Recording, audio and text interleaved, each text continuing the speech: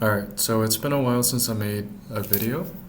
So it's December 7th, 2025. It's on the tail end of mock, so it's been a couple of months since mock separated. Me and Jack's been working together for a while now, and I kind of wanted to reflect. Yeah, I kind of wanted to like kind of not reflect, but keep you guys updated or keep the void of internet updated based on what I've been doing.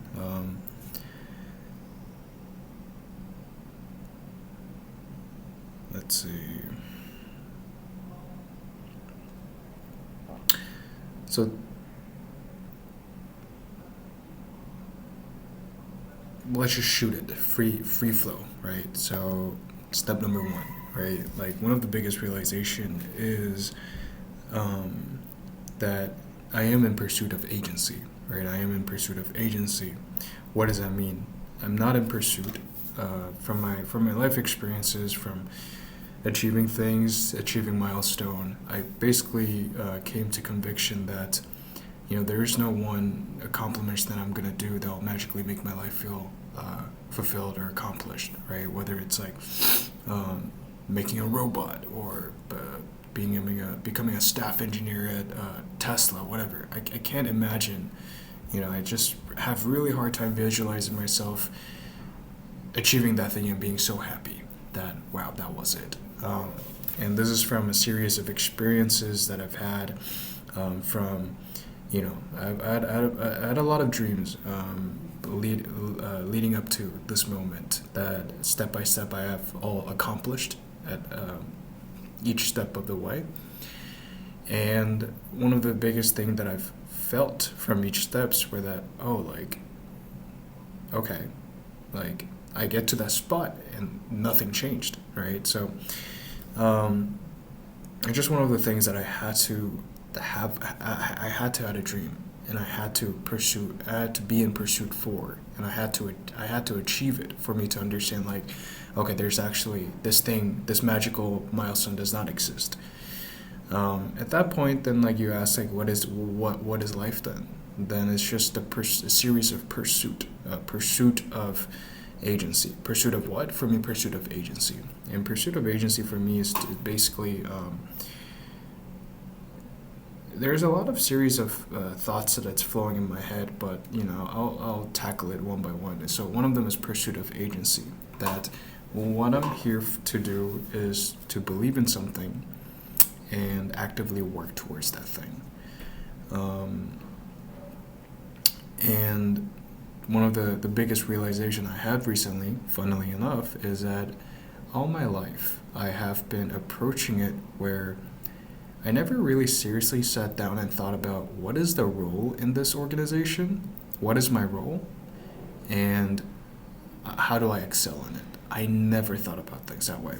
That's really interesting, right? And I mean, I've been in Tesla, Firefly, leading a big organization, 120 people. Like I've done a lot of things, but I never once sat down and thought about what is the role here, and how do I excel in it, right?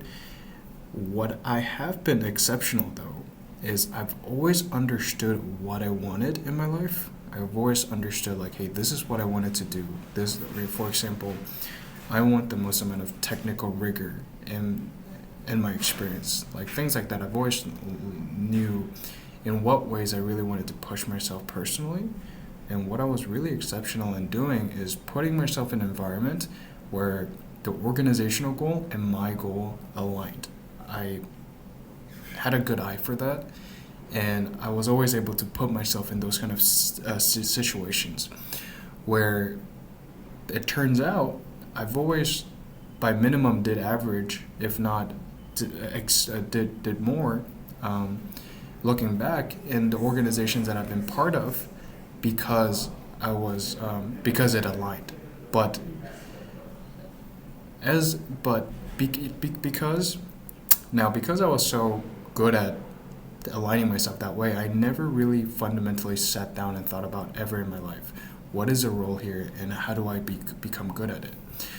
What I'm realizing now is obviously as I graduate college and look at and looking to join a bigger system, bigger organization, the giants, I'm realizing that it's really hard to find an organization where that just magically happens, right? I am going to be a part of a system, right? The system will not blend in, shape itself for me just because I'm a passionate person, just because I have a lot of eagerness to do things, right? The barrier of entry in this world is a lot higher, where me being passionate and very eager is not enough for them to bend the system to fit me. Basically what that means is that there are kind of roles that I need to understand first and fulfill that before I seek for more agency. So that all comes to say, what I've realized is that for me to actually gain agency in an organization, funnily enough, what I need to do is understand what is the role, what is the role. Keep on questioning, what is my responsibility? What was I here to do? What is my role here?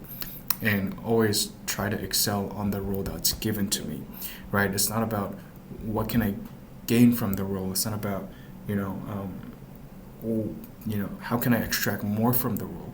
The very first thing that I need to always think about is that what is the role in and of itself, and how do I just do it? How do I do a good job at it?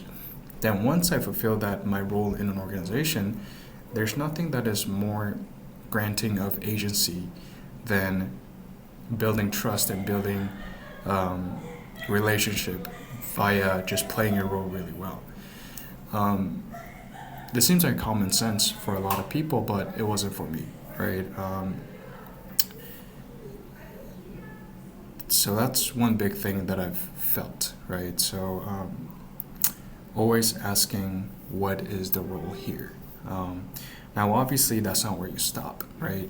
Once you gain a sense of responsibility, or once you played your role, and then it's all a trust game or whatever, then you have a little foundation for you to step in front of and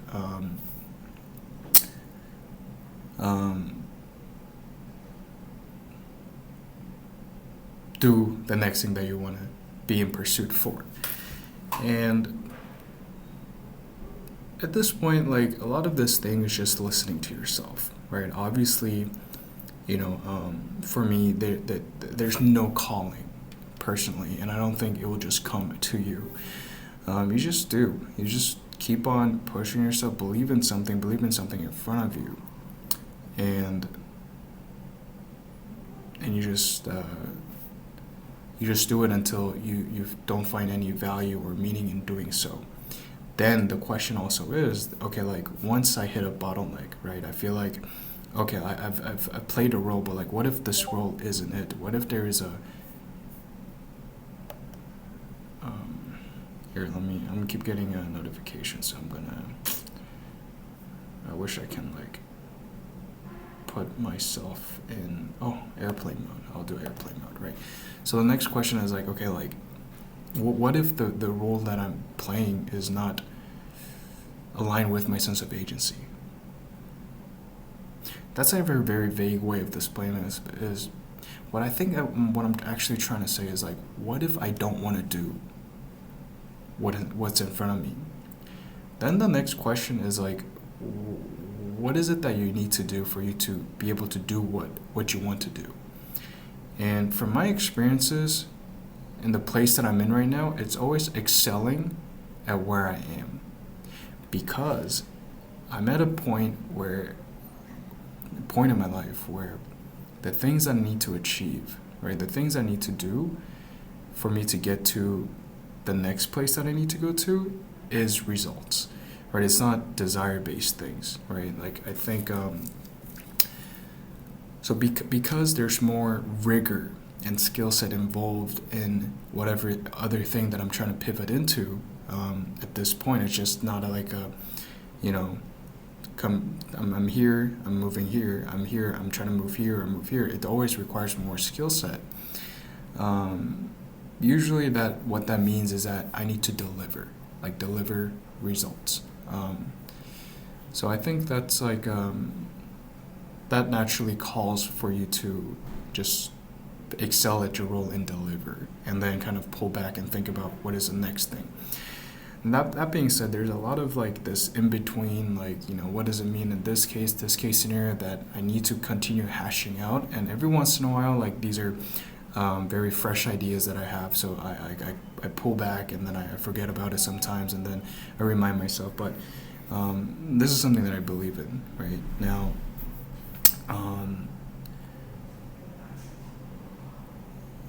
So that all goes to say the importance that when you're talking about agency, it's for you to do what you're doing really well.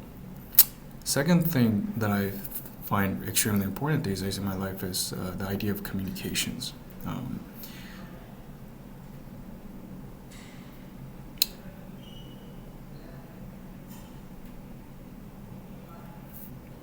I think everyone knows around me. My mom, dad, I don't have to tell them. It's something that just people feel. Is I am a very dedicated person. Dedicated for my growth, dedicated for where I want to be, what I see as a good life, to be in pursuit of that and constantly. My brain is very single-threaded focused on achieving that very thing.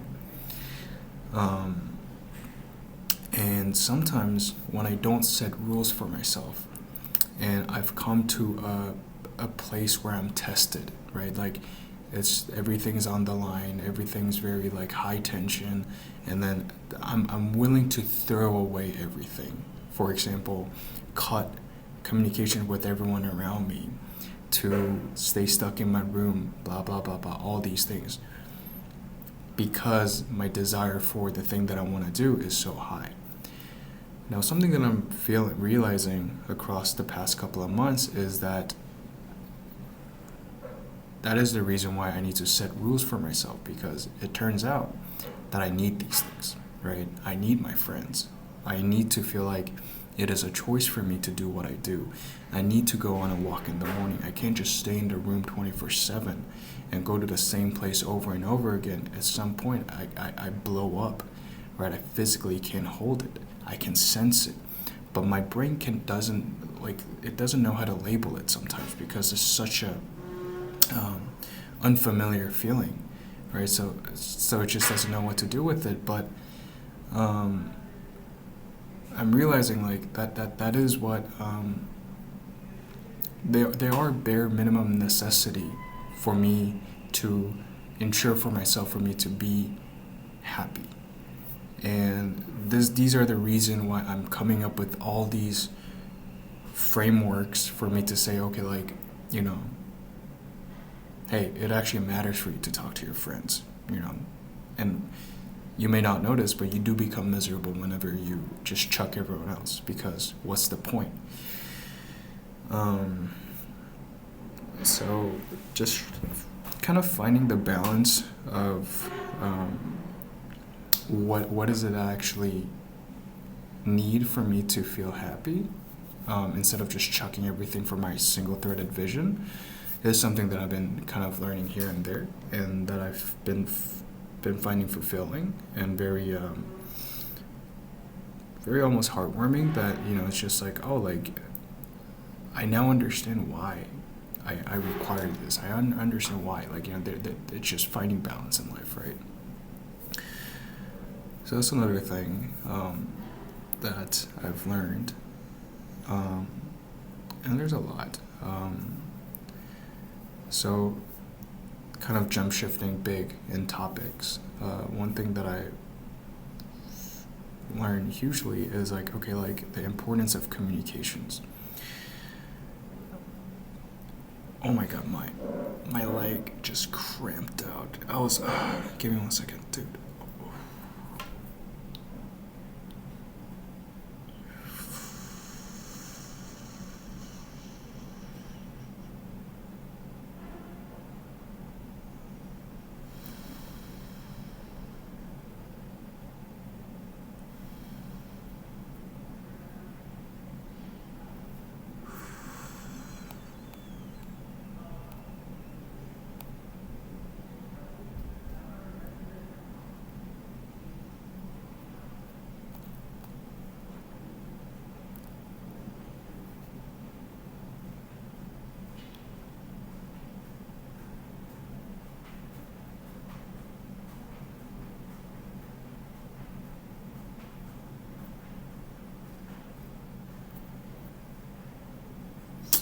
Oh damn, we just had a we just had one of the track president that we've been doing field trial for. They just signed our 2020 modules pre-order. I mean, that's amazing. Um, that is amazing. That's amazing. That's a big progress. Um,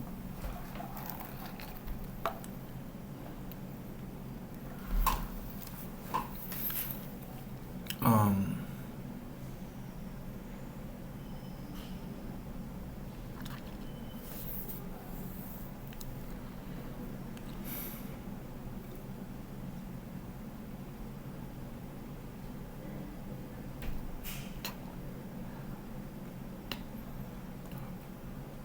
so, kind of got distracted a little bit, but so the importance of communications. Now, I think the basis of a lot of the learnings that I've had is understanding that there's always homework in life for you to have the agency that you're demanding, especially when the agency involves organization and agency involves other people. It always requires a sense of homework, and that's because if you have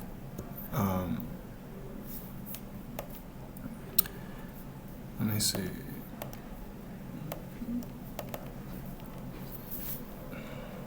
Sorry, there was like a little distraction. I'm still not good with taking. I'm outside, but there's always if the agency that you're demanding does not just solely involves you, right? So if you're not part of an organization and you're walking in the streets, dude, you can be whatever you want because you are not fulfilling. You are not playing any role walking down the streets. You're just you. Then there is no organizational role that you're playing. However, sometimes you still feel a sense of self-awareness and etc. Then you just gotta think about purely in terms of, okay, like what I found really helpful for me is just thinking about like, okay, like my job is not to make them happy, but what I want to think about when I'm approaching other people is always, how can I not make them defensive, right? So I'm not smiling at them because I want them to smile back at me or for them to like me. I'm smiling at them so I don't make them defensive, right? I'm saying hi, I'm saying good morning because I don't want to make them defensive. This is the framework that works for me. Now, again, it seems, I'm going to do another premise here, that it does seem very cold-hearted. Like, why not just say hi for the sake of saying hi? Why not just smile at people because you just love saying, because that's just a nice thing to do? I again want to put a premise because I don't want to be seen as a very cold-hearted, cutthroat, whatever person who, if there's nothing for me to gain from this world, I will just fucking step on everyone, whatever. That is not what's happening here, at least for me. And people that I know closely will stand up for me for that. But essentially, like I like creating these frameworks and formulas for me to be able to stand on my principles whenever everything is on the line for me, on achieving the most important thing for me, on that single-threaded goal that I have. Because during those times, it's important for me to have a principle that I can fall back on. A lot of people, that could be religion, they fall back on the Bible in their hardest times. For me, right, because the Bible tells you, hey, be a good person, do that, and one could make the same argument. If the Bible didn't tell you to be a good person, would you just be a bad person? I bet they won't, right? But they do need these things to rely on at their worst times or when they're struggling, and these are the times that you rely on these things the most, right? Same principle, right? I like coming up with these framework for myself that I like to self-construct for me to rely on in my hardest times, or which for me, my hardest time is whenever I'm battling and in pursuit of that thing that I care the most about in my life, which is to grow and see myself become something that I find exciting. And essentially, it's really important for me to wake up and be excited about life, right? And if I don't, I feel sad. Now, that being said, I won't make this premise, I won't make this statement again, but that being said, yeah, instead of like approaching life or approaching people as like, I'm not smiling because I'm trying to make you smile back at me, but hey, like, like, I hope you lose your guard. Like, I'm not here to smack you down. I'm not here to, I'm not here to challenge your position, right? I'm just here with my hands up. And that's something that I've been learning a lot these days, working in the environment that I'm in. Like communication, a big part of communication is not making other person defensive about their position. And why, you may say, why does that matter? And I think a great framework and a principle that I've learned from talking to guys around me is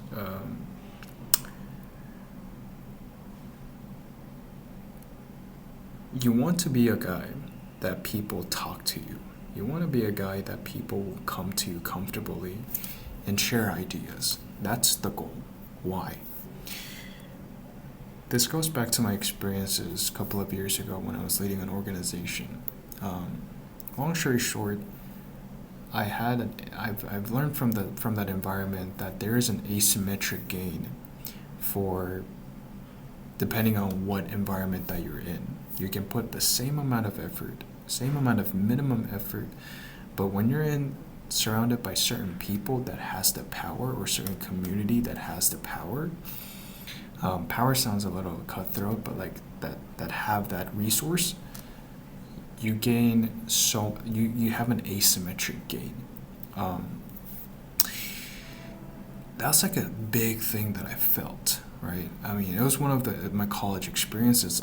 All I done in my college, my freshman year, was to be a little proactive the early time of my college. Be a little. I just joined. I look back, I barely did anything as a work output, but I always showed up before.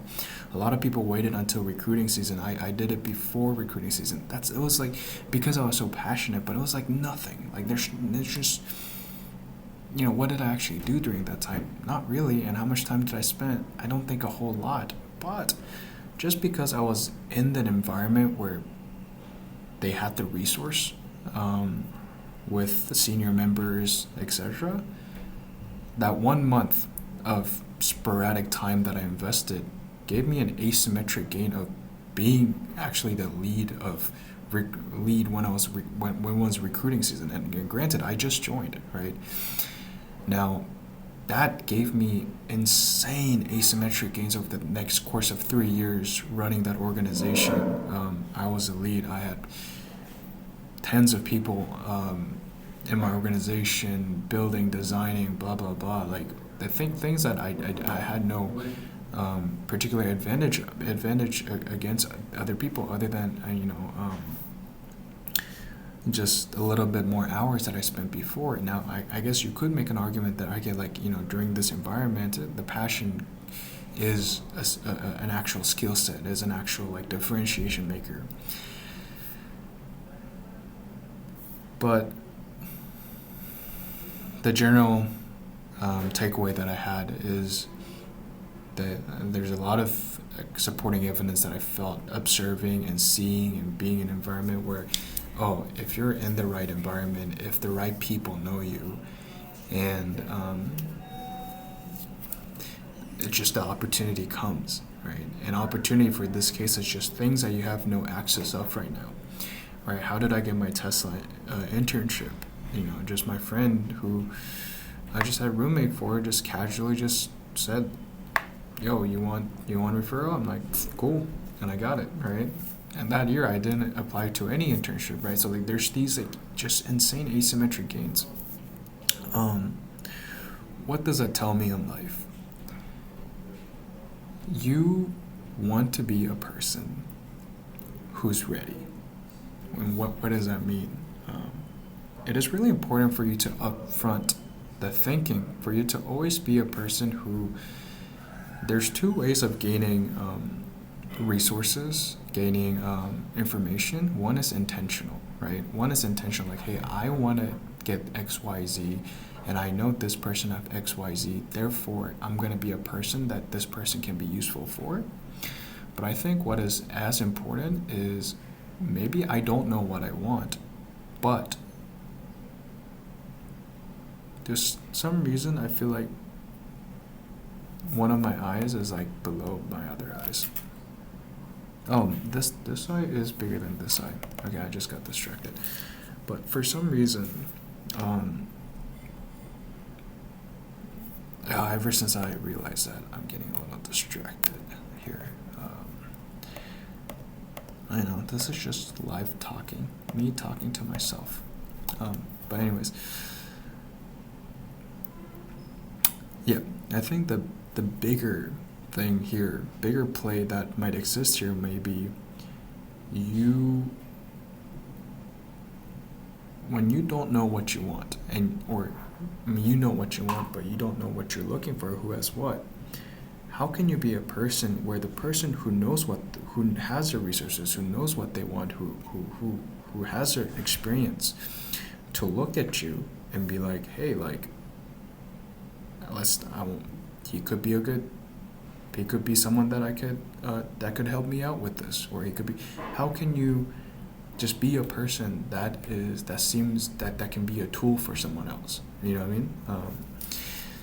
And I think that is something that I think it is worthy of a lot of thought to be upfronted into, and just things in general, is like being an excellent communicator. Well, I think one big thing is being a very transparent, straightforward communicator that takes full accountability of the consequence and the action. I think that is huge. That's one thing that I felt during my experience at the work that I'm doing right now, is like, there's oftentimes a lot of hard conversation that needs to happen, that involves a lot of people's money and effort and time, and just family, and just things that is just it's beyond just logic, right? And there is, first of all, the homework that needs to be done is you need to be prepared for all different outcomes, right? You need to know, what am I here to do? What am I here to do? What is my desired outcome here? You need to understand that. I think oftentimes people skip that step. A feeling of what you need to get out of it, but you don't know exactly what is my outcome. So first you need to identify, what is my desired outcome here? And the moment that you identify what is my desired outcome, you then should think about, what are the possible scenarios that this can pan out, right? For example, let's say I'm asking for a promotion. My desired outcome is for me to get promoted. What is a desired outcome? My manager has thought about it, and she says, okay, great, let's do that. But option number 2, my manager didn't think about it, but thinks you have a shot. Option number 3, my manager says no, blah blah blah. Whatever it is, one thing that you can do is that if you don't get a shot, if the manager says, I don't think you're ready, would you ask yourself, like in your head, would you be upset? What is the desired outcome? Would I be mad? Would I be upset? And if the answer is yes, then you need to at least make it vocal that, hey, you owe me one for my next one because I thought I deserved it. And if they also think I deserved it, but they just didn't do the work to push you for promotion, it's like you gotta just prepare for all these scenarios. So rather than just the outcome being, hey, do I have a shot, or for example, do I have a shot, right? Like like the promotion cycle, like what does it take for me? And if their answer is something no, but you are qualified, but maybe not this round, then at least you need to make it as the moment that you hear that, the next thing that you have to think about is that, okay, like, how do I maximize my chance of being promotion the upcoming cycle? So rather than just saying, oh, okay, I see, thanks for the feedback, you gotta make it vocal that, hey, you owe me one for this one because I did all this work out of my way, out of my role, and went beyond during this cycle for you, but I didn't get anything back, right? Things like that, right? I mean, this was a very kind of like a convoluted way of messy, it was a bit messy, but because I was just thinking about an anecdote or personal friend having something similar experience that we talked it out. But yeah, it's like that's one of the big things that I've been learning as well. It's like you you're now in a world where most things are not black and white, right? Like, and this is where a lot of communication puts it. You need to be able to accept and operate under different outcomes, right? What if you fall a little short? What if they fall a little short? What if the partner that you're working with falls a little short? Obviously, you don't want to accept it, and oftentimes you don't want to accept it where you don't even want to acknowledge it and talk about it, right? It's like, for example, like one of the most shallow example that I can make is that I ask him on, hey, we make a plan with someone else, hey, like, let's meet at 9:30. And, and then the next morning I wake up, obviously I'm very punctual person, so I'm like, I would probably, I get out of my house at 9 o'clock, and I usually come 15 minutes before or something even, or get myself a coffee. And at 9 o'clock, I know that maybe I should text them, hey, you still good for 9:30? Because there's a chance that they might be late, there's a chance of whatever, but I don't want to hear them saying, yeah, can we actually do 9:45? I want them to like dash and do whatever it takes for them to come out 9:30. So I don't want to give them an option of like saying 9:45 because I hate that. So so what I do is I don't ask them. I just show up at 9:30. And then I realized, and then they ended up just showing up at 9:45, right? So like, it is a really weird, very peculiar example, but I think it does showcase how my brain operates sometimes. Where like, I know what I want, and I know that's what we agree on, and I know I deserve them to show up at 9:30. So I do not want to take any chances of them pushing it to 9:45. So I don't ask, are you still good for it? But the reality might always be the same, right? So I think a big part of the homework is being prepared for the scenario B, C, D, and E, right? But going back to like the conversation about what does it take, right? What does it take to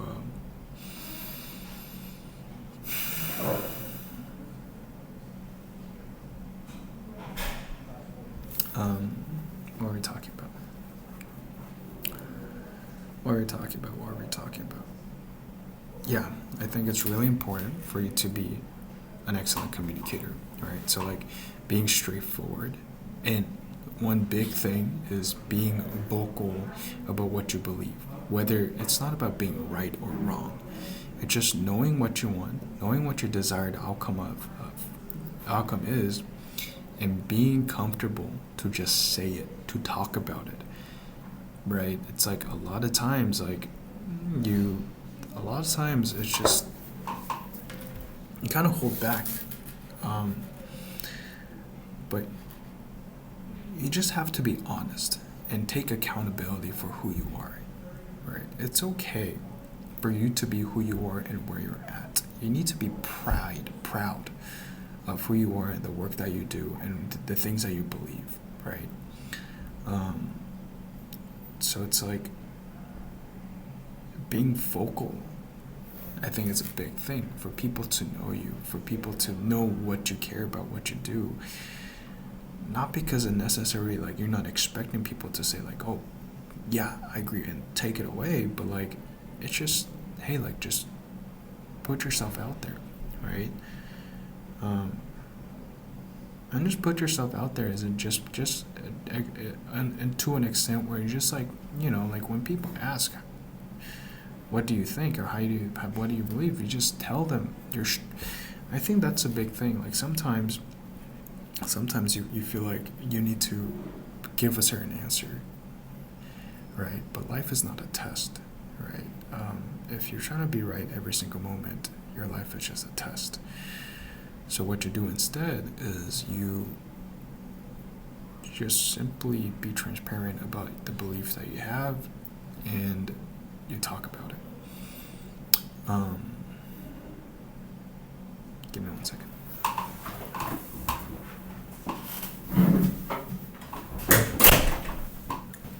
There we go. I closed my door. So, it's like life isn't a test, right? So you just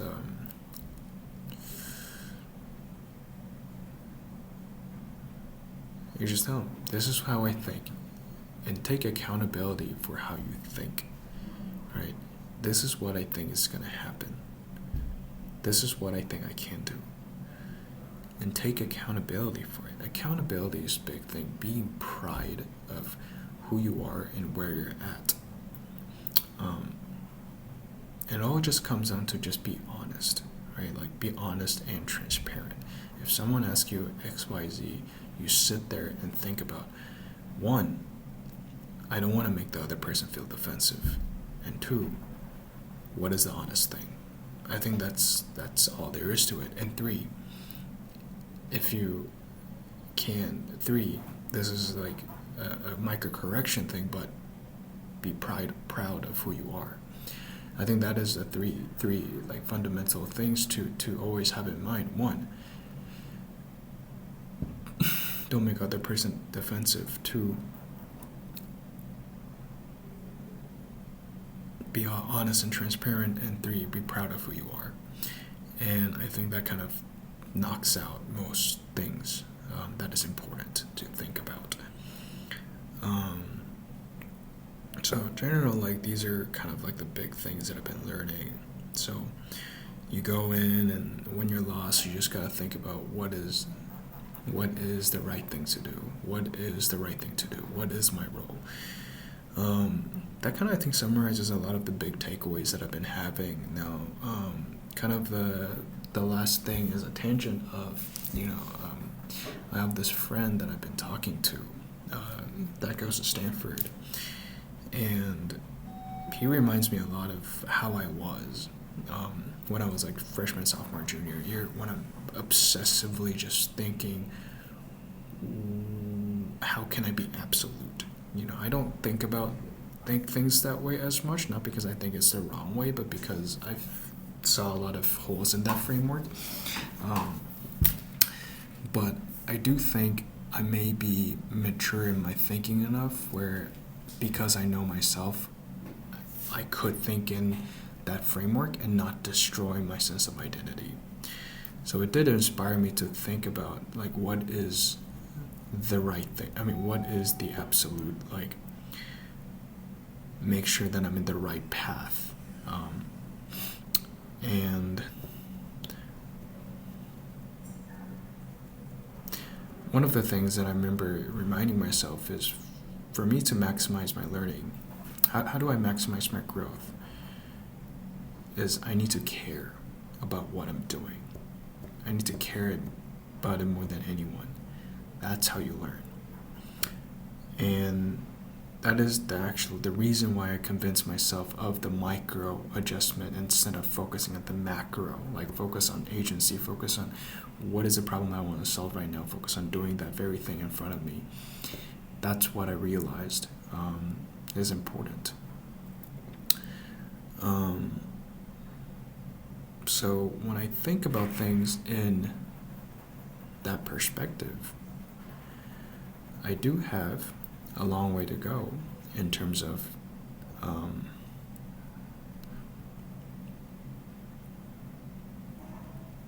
it isn't really important for me to give it all in the present, in my day-to-day. What I like to think about is looking at proxies in the world, on what the world think is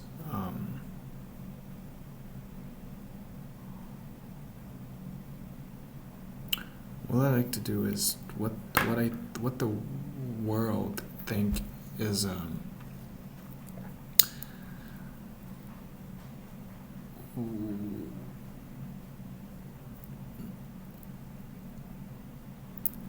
like to see and compare the world standard to my standard.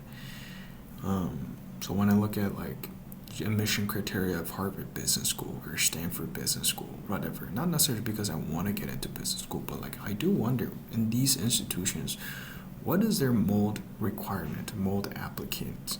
What is it that they are looking for? Um,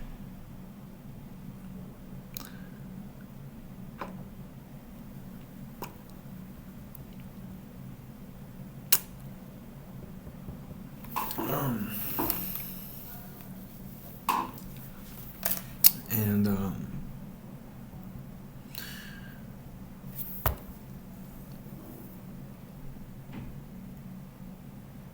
it's not really that interesting. I'm a little distracted now, but yeah, that's pretty much like a lot of the big things I've been feeling. Um, Now, my weaknesses that I know that I need to work on is one, I need to be a lot better communicator. There's a lot of signals of, whenever by default, you need to try your best to make yourself as happy as possible. Or like there is like, that you're not running away from something. Um, when you're running away from something, rather than focusing on the fact that you're running away, you gotta think about like, what is it that I don't have that makes me run away from this instead of fighting? And most of the times it's like communications, right? Like, because communication comes down to accountability and all that, right? Like you're not able to vocalize what I can do, what I can't do, what I need to do, but what I can't, what I come short on, blah blah blah. So instead, you just like run away from it. So that's something that's definitely it's worthy of putting some thought into. But yeah, that's pretty much it. You know what I'm gonna do? I'm gonna delete or I'm gonna put unlisted for all the videos on my channel. I'm gonna replace it with this.